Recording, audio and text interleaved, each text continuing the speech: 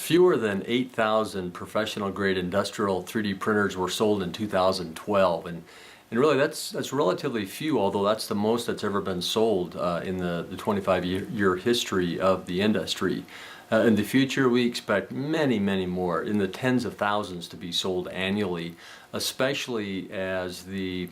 low-cost personal 3D printers that currently sell for under $5,000, many under $2,000, once they bridge that gap from a basic consumer grade to a more professional level product, then those machines will begin to sell in big numbers.